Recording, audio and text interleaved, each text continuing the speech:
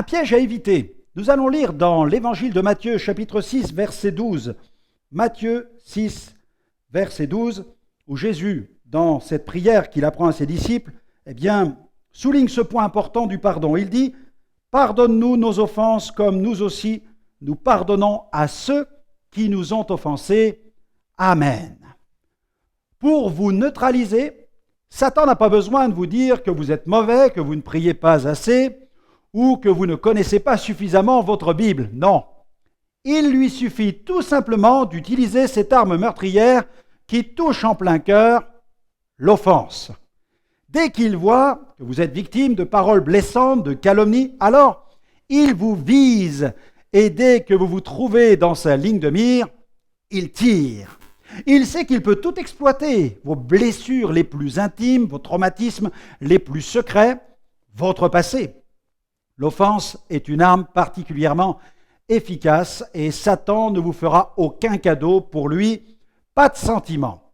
C'est sans aucun état d'âme qu'il attend le moment opportun pour vider son chargeur sur vous.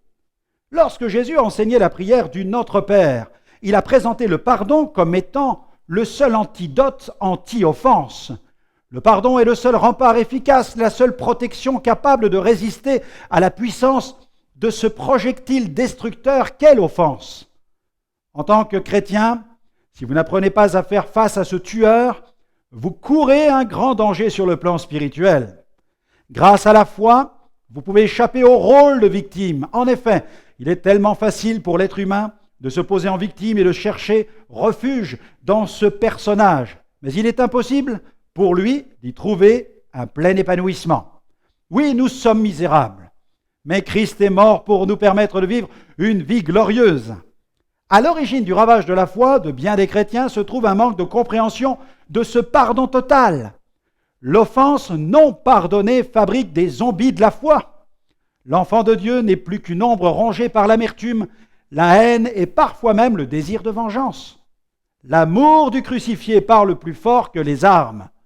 Rejeté, maltraité, haï, humilié, il n'a cessé de nous aimer. Regardez au crucifié et déposez maintenant les armes. Libérez-vous des ombres qui hantent vos nuits et tourmentent vos moments de solitude. Pardonnez l'offense et vivez. Soyez libres. J'ai une prière à vous recommander aujourd'hui. Dites ceci: merci Seigneur pour ton exemple d'amour.